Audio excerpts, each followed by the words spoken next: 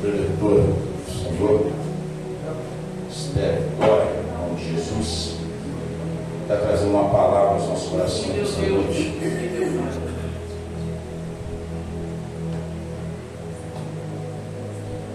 É um motivo de muita alegria, né? De poder. Amém.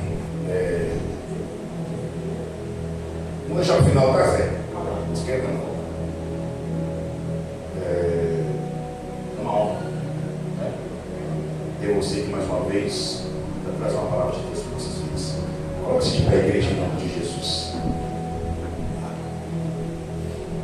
Estende tuas mãos aqui para frente, em nome de Jesus. E meu Deus, Senhor, meu Deus e meu Pai, Tu és maravilhoso, Tu és soberano, Tu és santo. Assim, meu Pai, neste momento eu quero te agradecer ao Senhor pela vida da Esther Vitória. Quero te agradecer, meu Pai, por tudo que o Senhor tem feito na vida dela, pelo derramamento da Tua graça, do Teu Espírito sobre a vida dela, Senhor. Porque ela faz por onde também, para receber essa graça, essa unção.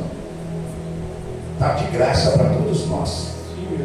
Todo aquele que procura, acha. Aquele que bate, abre-se, aquele que busca, encontra. Eu tenho visto isso, Pai.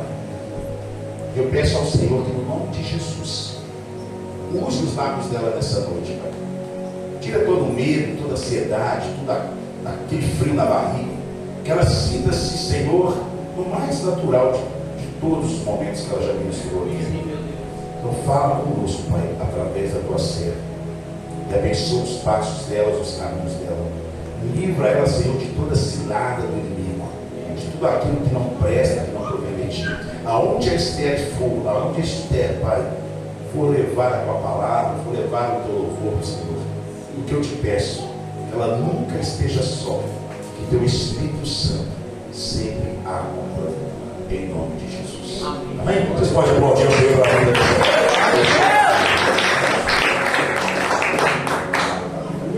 maravilhoso. Eu cumprimento os irmãos com a paz do Senhor Jesus, amém? Amém.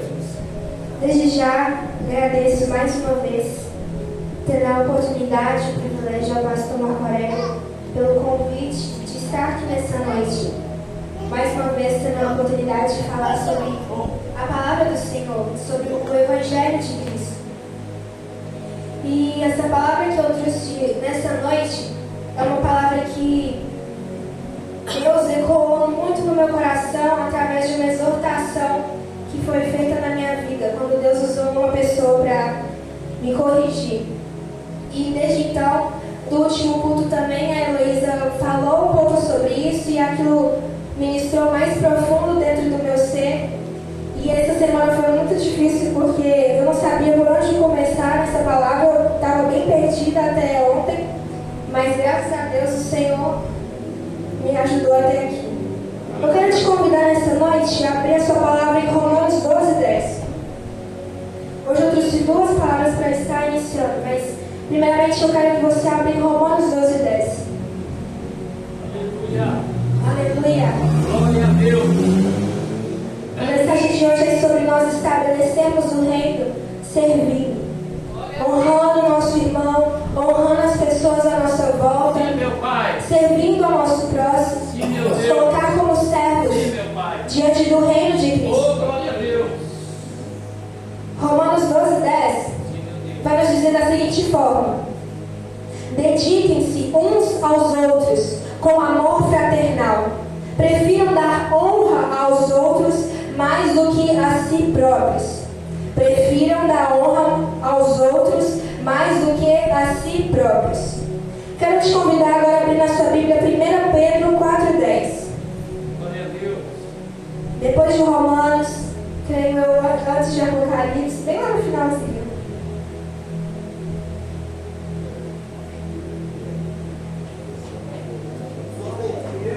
Pedro 4:10 vai nos dizer dessa forma: cada um exerça o dom que recebeu para servir aos outros, administrando fielmente a graça de Deus em suas múltiplas formas. Amém? Pode se sentar. Eu só te peço que você, por um instante, curva a sua cabeça, feche seus olhos. Vamos estar orando. Senhor, Pai, eu te agradeço por mais uma noite, por mais um privilégio que é estar em tua casa, estar em tua presença, meu Pai, por conhecer a tua palavra e poder ministrar ela aos corações de cada vida. Espírito Santo, venha nos conduzir nessa noite, que não venha ser eu, mas venha ser o Senhor, falando em cada coração, tocando em cada vida. Da mesma forma que essa palavra ecoou dentro de mim, que possa ecoar em cada coração e gerar mudança e transformação. E que eles não venham se conformar, mas venham viver uma vida diferente a partir de hoje, a partir dessa palavra, meu Pai. Que eles venham se sentir incomodados e começar a servir mais o seu reino. Começar a ter mais atitude, mais ação em prol, papai, daquilo que o Senhor tem para as nossas vidas e para a vida dos nossos irmãos. Fique em liberdade nessa noite, meu Deus, e gere em nós bons frutos. Em nome de Jesus. Amém. O que eu acho interessante é que, tanto nessa mensagem de Romanos, quanto em 1 Pedro, vai nos ensinar sobre dar honra, servir ao nosso próximo mais do que a nós mesmos. E de que maneira nós podemos fazer isso? 1 Pedro nos diz, com os dons que Deus nos confia, com os dons que Deus nos dá. Mas como nós podemos fazer isso? Romanos diz, com amor fraternal. Antes de estar começando a ministrar essa palavra, eu gostaria de fazer uma introdução sobre chamado. Não há nada melhor do que falar sobre chamado através do exemplo do profeta Isaías. O profeta Isaías, no capítulo 6, vai nos dizer que Deus dá a ele uma visão. E o profeta Isaías, naquela visão, ele vê o Senhor assentado no mais alto e sublime trono. E ao redor dele estavam serafins que voavam. E creio eu que o profeta Isaías, tendo visto aquela visão, tendo visto tamanha grandeza, tamanho poder, tamanha glória da parte de Deus, ele ficou tão impactado ao ponto de se tocar assim: ai de mim, Senhor, que sou um homem de lábios impuros e habito no meio de homens de impuros lábios. Naquele momento ele reconheceu a sua impureza, reconheceu quanto ele era pequeno diante de Deus, sabe, diante do reino do Senhor que é puro, que é santo. Ele se reconheceu pecador naquele instante. Mas a partir daquele momento, um dos serafins com uma brasa viva vai até o profeta, toca os seus lábios e ele é purificado. Logo após o Senhor, ele declara em alto bom som: a quem enviarei? Quem irá por nós? E a partir de então, o profeta Isaías, ouvindo aquele convite, ele toma uma atitude, se disponibiliza diante do Senhor e diz: Senhor, eis-me aqui, envia-me a mim. E a partir de então, dessa aceitação da parte do profeta Isaías, começa o seu ministério na terra, começa o seu chamado então. E o que eu acho interessante é que o chamado é uma vocação e é uma orientação. Todos nós temos um chamado da parte do Senhor. E existem dois tipos de chamado. Eu não quero me aprofundar muito nisso, mas existe um chamado universal que é para todos nós, que consiste em conhecermos a Deus, que consiste em relacionarmos com o nosso Criador, em termos comunhão com Ele e da mesma forma o adorá-lo, porque nós o conhecemos. O chamado é um plano de Deus para a vida de uma pessoa específica, com propósitos específicos. E cada um daqui recebeu o seu chamado. Cada um aqui possui o chamado da qual Deus o entregou na sua vida. E ele não é nada mais, nada menos do que nos relacionarmos com Deus, termos uma comunhão com Ele, buscar o Senhor. E o que eu acho interessante é que quando vamos conhecendo a Deus, quando vamos nos relacionando verdadeiramente, conhecendo o íntimo profundo, quem é a pessoa de Cristo e o que Ele diz a respeito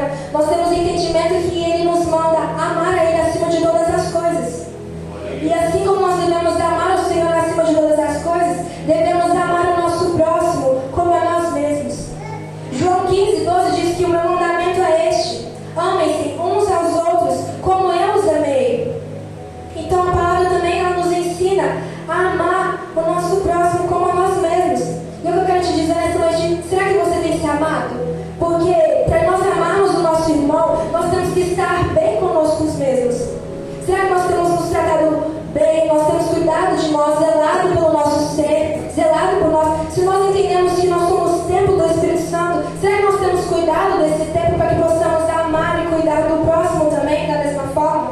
Aleluia. Será que você tem recebido esse entendimento? Porque nós primeiro recebemos um cuidado da parte de Deus, para que depois possamos cuidar do nosso irmão. Porque como nós podemos cuidar do nosso próximo se conosco a gente não está bem? Se há feridas dentro do nosso coração. Por isso que há necessidade da gente amar o nosso irmão. Necessidade da gente amar o nosso próximo, nós devemos ter um cuidado, um zelo por ele. O que eu acho interessante é que em João 21:16 a gente vai ver um diálogo do Senhor e com o apóstolo Pedro, que vai dizer, o Senhor vai perguntar ao Pedro: Pedro, tu me amas? E Pedro responde: Senhor, tu sabes que eu te amo. E Jesus replica dessa forma: apacenta as minhas ovelhas.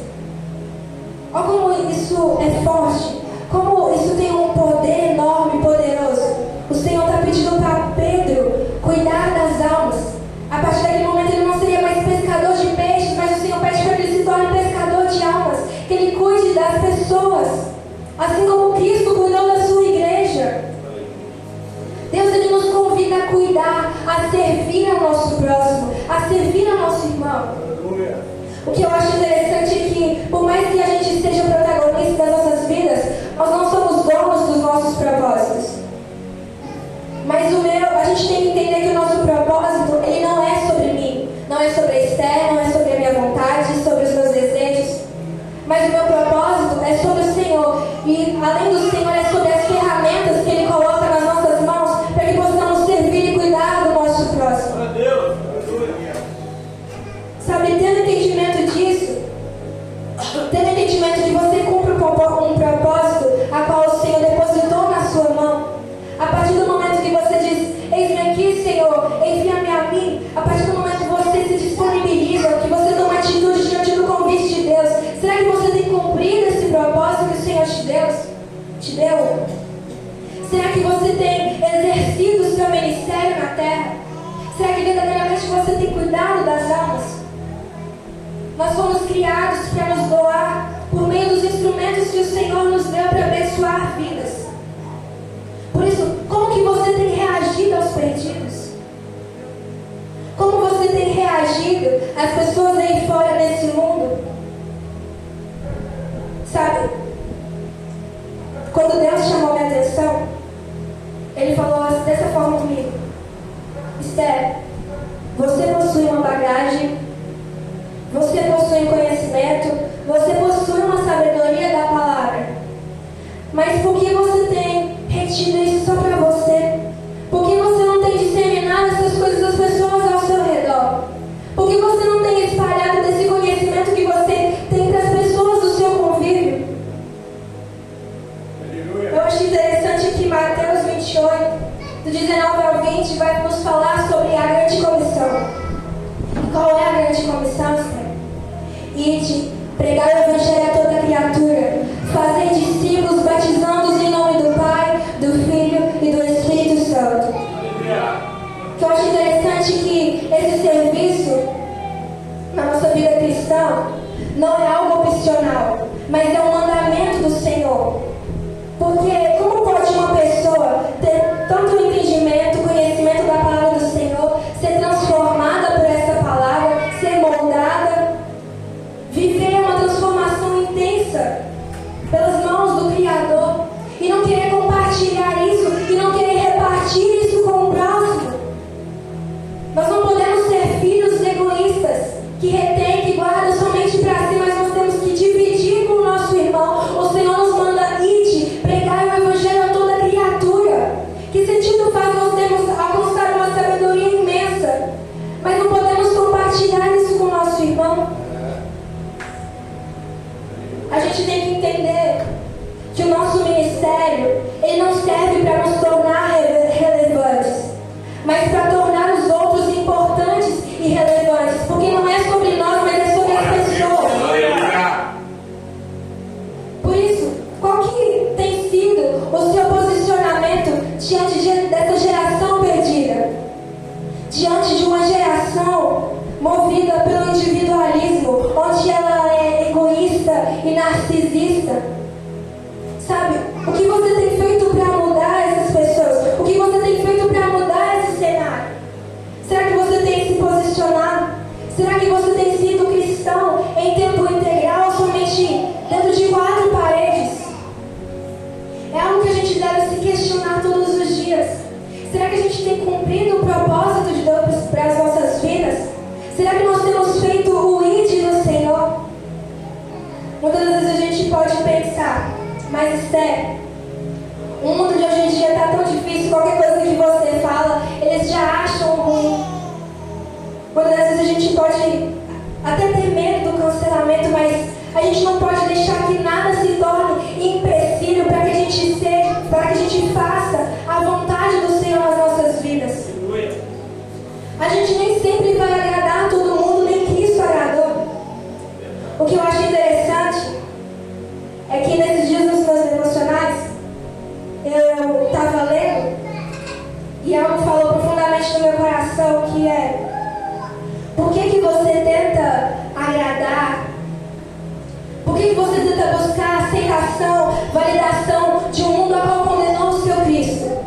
Por que você está achando que com você vai ser diferente diante de tudo aquilo que Jesus teve que passar por você? Sendo Jesus perfeito, foi condenado, foi rejeitado, foi negado, crucificado. Por que você está achando que com você vai ser diferente? É por isso que o Senhor manda a gente seguir adiante, porque Ele é conosco. Sabe, se você for parar para ver tudo aquilo que tantos apóstolos passaram, padeceram, sofreram, para que hoje a gente pudesse conhecer a palavra de Deus, e hoje a gente está querendo parar. Hoje a igreja está querendo parar, depois de tamanho esforço, tamanha prova. Muitos sofreram, muitos foram jogados em covas de leões, muitos foram apedrejados para chegar em nós, e nós queremos parar por causa de um cancelamento, por causa de um desagrado de alguém. Nós não podemos ser assim. Cristo nos chama para servir. Cristo nos chama para nos posicionarmos diante desse mundo. E o primeiro tópico que eu quero falar nessa noite é sobre servir com amor fraternal. Romanos 12:10, como nós lemos, diz que dediquem-se uns aos outros com amor fraternal. Nós somos convidados a viver uma vida de compaixão e amor, especialmente para com os membros da igreja. Eu falo nessa noite sobre honrar o nosso irmão, sobre servir, não somente os que estão lá fora, mas também os da casa, porque é muito importante. E o significado de amor fraternal é um sentimento de carinho muito forte, de dedicação, de interesse pela figura do outro, gerando sentimentos positivos e construtivos, podendo até em certos momentos levar o indivíduo a fazer grandes sacrifícios que só seria capaz de fazer por ele mesmo. Olha que poderoso é isso. Olha que poderoso é quando a gente é movido por amor, por esse amor fraternal. Olha como isso é poderoso, sabe? Porque do que adianta a gente servir ao nosso próximo se é por interesses próprios, se é por mídia, ou se simplesmente por obrigação, para não ficar mal diante dos olhos de alguém? 1 Coríntios 13:3 diz que ainda que eu entregue o meu corpo para ser queimado, mas não tiver amor, nada disso me valerá. Não adianta o sacrifício, o tamanho que você fizer para servir. Se você não for guiado e movido por amor, nada disso importa. Nesse mesmo capítulo pode dizer que há 3 pilares, que é o da fé, esperança e o amor. Porém, o amor é o maior deles. Então nós temos que entender que sem o amor, de nada vale. Se nós não somos movidos por amor, de nada importa tudo aquilo que nós temos feito. Porque não é sobre nós, não é sobre mérito próprio.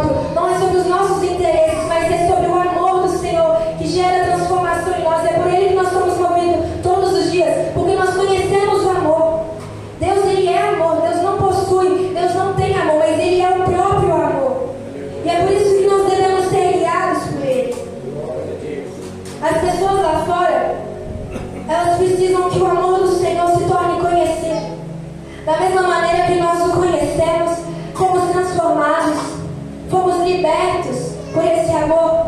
As pessoas lá fora também precisam experimentar e vivenciar isso que a gente conhece todos os dias, isso que a gente se alimenta dia após dia. Sabe, muitas das vezes elas padecem porque nós não espalhamos de forma verdadeira o amor de Deus através das nossas ações. Muitas das vezes as pessoas padecem, muitas das vezes as pessoas desistem porque você e eu não estamos insistindo, porque você e eu estamos colocando empecilho, quando muitas das vezes ela precisa escutar uma palavra do Senhor, quando muitas das vezes ela precisa receber um abraço da nossa parte. Mas muitos de nós acabam por julgá-las, acabam por condená-las, se colocando em posição de juízes, achando que podemos declarar algo sobre a vida dela, quando é que Deus quem pode fazer algo. 1 João 4:20 diz que se alguém afirmar, eu amo a Deus, mas odiar o seu irmão, é mentiroso. Pois quem não ama seu irmão, a quem vê, não pode amar a Deus a quem não vê.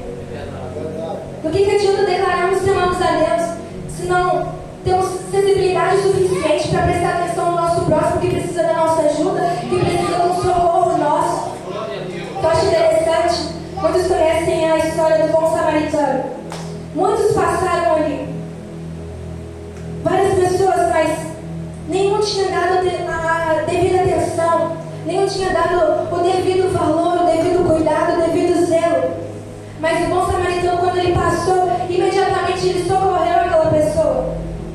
Isso nos ensina, isso nos confronta, isso nos exorta a sermos dessa maneira. Nós amamos a Deus porque Ele nos amou primeiro. E o que isso significa? O Senhor, Ele teve iniciativa de demonstrar e transmitir a sua misericórdia e o seu amor por nós. Quando nós não merecíamos, nós não somos dignos, mas mesmo assim o Senhor teve atitude. Por isso Ele espera a atitude da nossa parte para com o nosso próximo, para com o nosso irmão, para com as pessoas à nossa volta. Nós devemos começar a expressar o amor do Senhor. Nós devemos começar a olhar para o nosso próximo como Jesus olha, com um olhar de compaixão, com um olhar de cuidado, com um olhar de amor e zelo.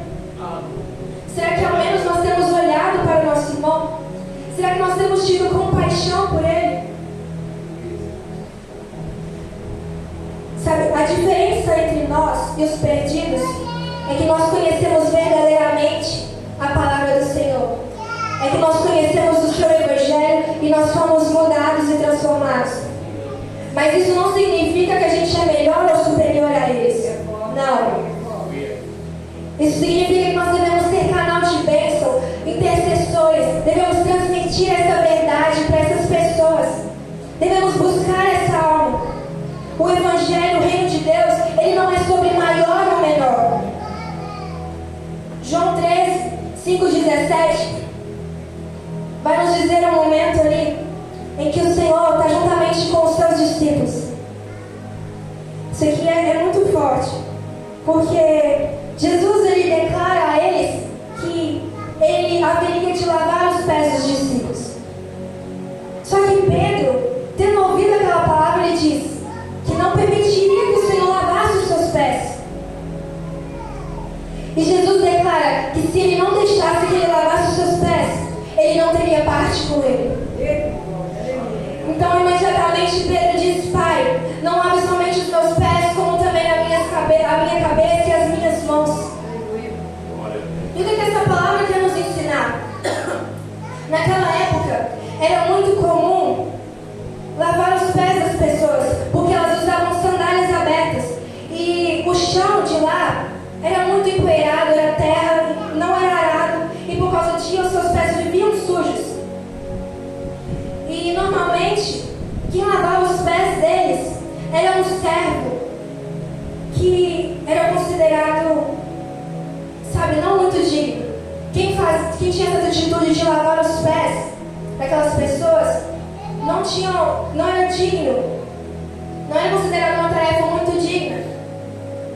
E é por isso que Pedro, ouvindo aquilo que o Senhor diz, ele se espanta, ele reage dessa forma, porque ele reconhece que ele é o Cristo, o Filho do Deus vivo. E quando ele diz aquilo, Imediatamente o Senhor declara: se você não permitir, Pedro, você não tem parte comigo. Se você não permitir, Pedro, se você não abraçar essa causa, se você não entender para que eu vim fazer aqui nessa terra, você não tem parte comigo, você não pode fazer parte do meu reino. A partir daquele momento, essa palavra quer nos ensinar que Jesus, ele começa a se despir do seu poder e se revestir de humildade. A partir do momento que ele começa a lavar os pés dos seus discípulos, o Senhor nos ensina a servir ao nosso irmão. Muitas vezes a gente pode achar que está numa posição alta, estamos numa posição de destaque, mas até Cristo, ele lavou os pés dos seus discípulos. Quem dirá nós? Nós devemos nos manter humildes, servindo a todos como superiores a nós. É isso que o Senhor nos ensina. Tratarmos ao nosso próximo como superior a nós, acima de nós. O segundo tópico que eu quero tratar aqui é sobre servindo através dos dons. Deus, ele nos confia dons espirituais para que possamos cumprir propósitos específicos. E esses dons, eles são manifestações da graça de Deus. E seu propósito é servir uns aos outros. Isso que eu vou falar agora pode ser um pouco repetitivo, mas é importante. Nós somos uma comunidade. Nós somos o corpo de Cristo. Cada um possui uma função nesse corpo. Cada um possui um objetivo, um propósito. E todos nós somos importantes e necessários. Paulo mesmo diz: do que adianta a gente ter um braço, mas não ter a cabeça? Todo membro ele é importante, todo órgão ele tem uma função. Nenhum anula o outro. Por isso a gente tem que entender que não existe maior ou menor. Mas existe algo na vida do meu irmão que pode estar em falta em mim. E da mesma forma vice-versa. Mas a partir do momento que a gente se une como uma unidade, em uma só comunhão, a partir do momento que Cristo é a cabeça, nós nos complementamos. A partir do momento que nós estamos juntos, nós estamos completos porque temos uns aos outros.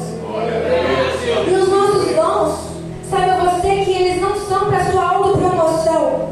Eles não são para o seu ganho pessoal, mas é para a glorificação de Deus.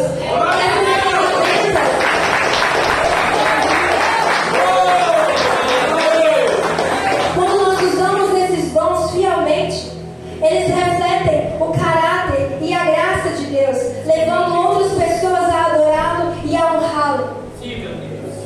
Deus, ele deposita em nós ferramentas e instrumentos. Mas como você tem utilizado isso?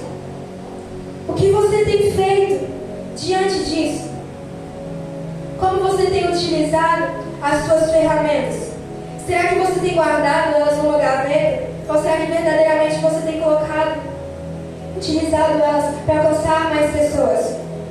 Mateus 5,16 diz que assim brilha a luz de vocês diante dos homens, para que vejam as suas boas obras e glorifiquem ao Pai de vocês que está nos céus. Será que através dessas ferramentas nós temos buscado transformar vidas? Esses dons da qual eu estou falando são dons espirituais. Existe o dom da sabedoria, existe o dom de cura, existe o dom. São vários dons que estão em 1 Coríntios 12, se eu não me engano. E muitas das vezes a gente tem que utilizar esses dons para abençoar vidas, para ajudar e alcançar almas pessoas. Mas como você tem utilizado isso? Eu achei importante aqui, no culto de quinta falou, haverá momento em que quando Deus for buscar a sua igreja, e Ele for perguntar sobre as nossas obras, sobre aquilo que nós temos feito, será que vamos ter algo para mostrar a Cristo? Será que nós vamos ter algo para falar: nossa Deus, eu fiz isso, tal. Do que adianta Deus nos entregar algo se a gente fica guardando, se a gente fica escondendo para a gente? Será que você tem colocado isso em prática? Será que você tem tomado atitude, ação diante disso?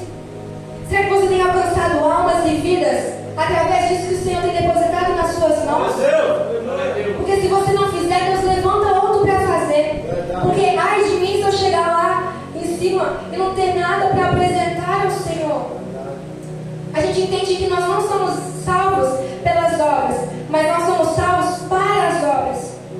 Nós praticamos elas porque nós já somos salvos. Glória. E da mesma forma que fomos alcançados, nós desejamos e ansiamos que outras pessoas, da mesma forma, possam ser alcançadas.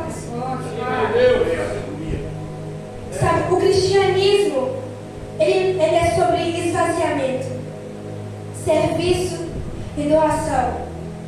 Esvaziamento porque nós entendemos que devemos negar a nós mesmos. Serviço porque nós entendemos que devemos honrar e servir ao nosso próximo. E doação porque é dia após dia nos entregando mais diante do Senhor, mais e mais diante do seu reino. Eu quero te convidar nessa noite a abrir a sua palavra em Mateus 20, 20. Abra comigo, porque Glória a Deus. eu quero que você acompanhe isso. Mateus 20, 20. Glória a Deus. Louvado seja teu nome, Jesus. Aleluia. Mateus 20, 20 vai nos dizer então: o pedido de uma mãe. Então, aproximou-se de Jesus a mãe dos filhos de Zebedeu, com seus filhos, e prostrando-se fez-lhe um pedido. O que você quer? Perguntou ele. E ela respondeu: declara que no teu reino estes meus dois filhos se assentarão, um à tua direita e o outro à tua esquerda. Disse-lhe Jesus: vocês não sabem o que estão pedindo. Podem vocês beber o cálice que eu vou beber? Podemos, responderam eles. Jesus lhes disse: certamente vocês beberão do meu cálice, mas o assentar-se à minha direita ou à minha esquerda não cabe a mim conceder. Esses lugares pertencem àqueles para quem foram preparados por meu Pai. Aleluia. Quando os outros 10 ouviram isso, ficaram indignados com os dois irmãos. Jesus os chamou e disse: vocês sabem que os governantes das nações as dominam, e as pessoas importantes exercem poder sobre elas. Não será assim entre vós.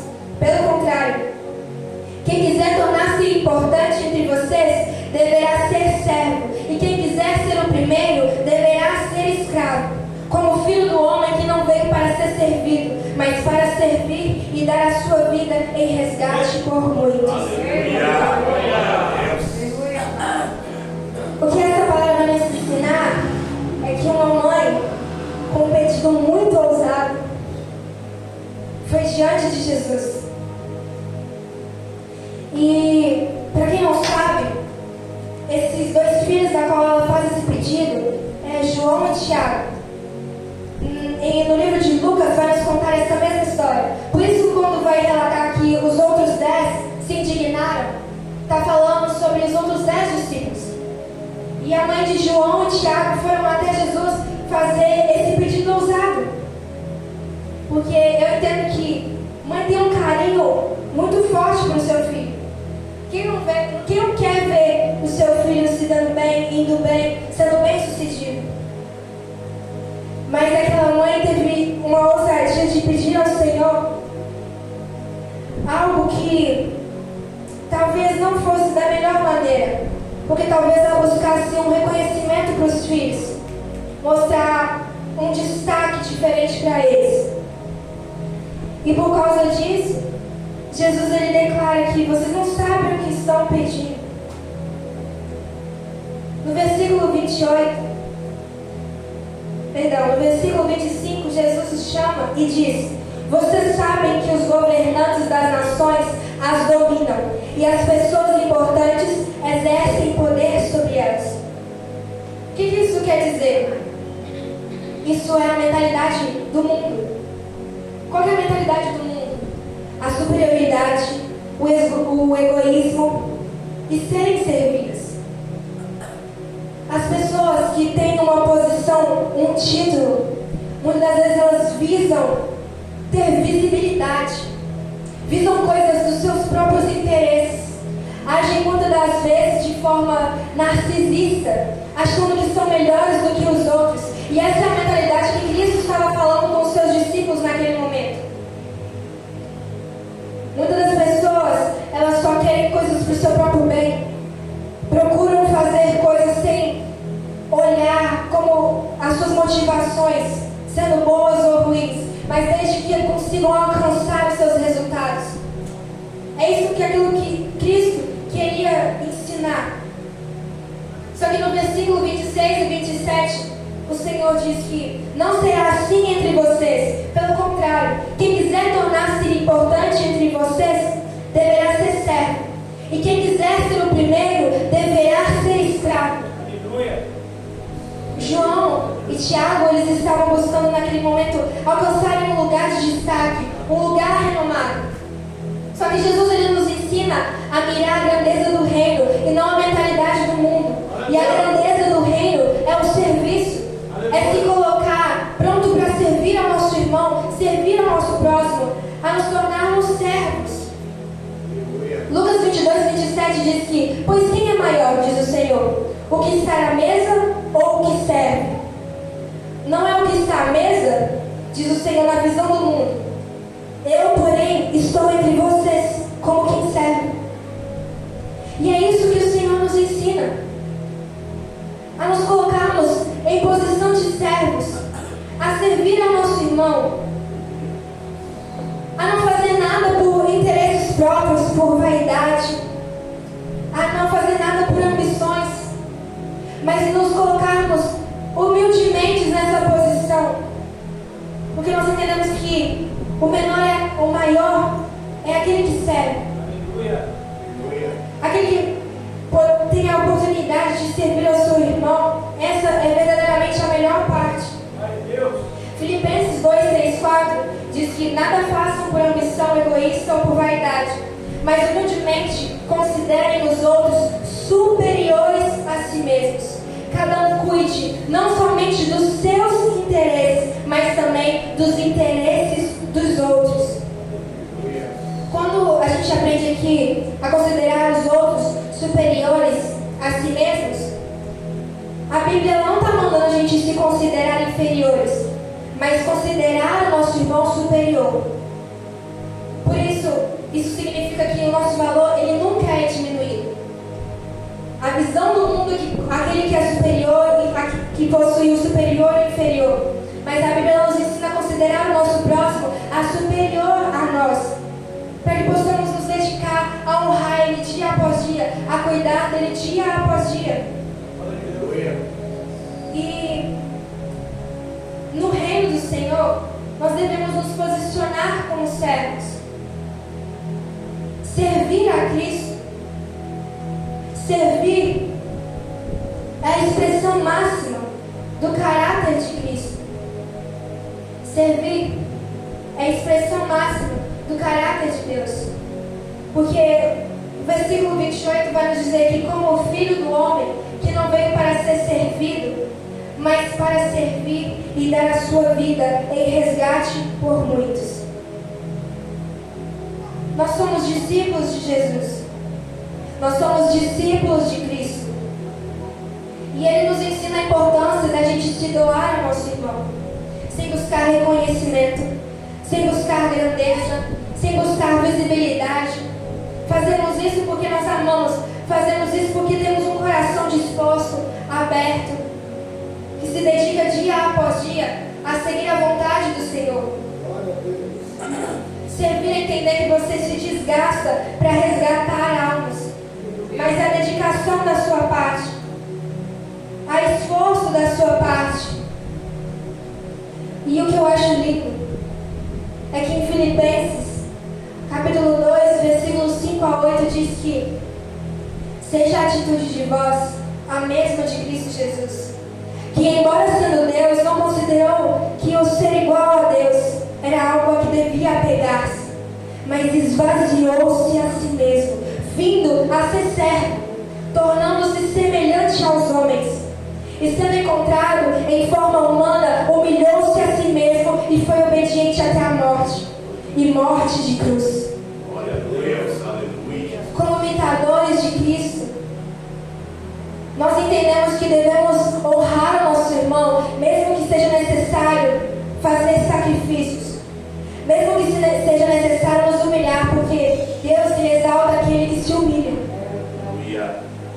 A gente entende que mesmo que devemos nos sacrificar em prol do nosso irmão, a gente gente faz isso porque nós não estamos agindo por nossos interesses.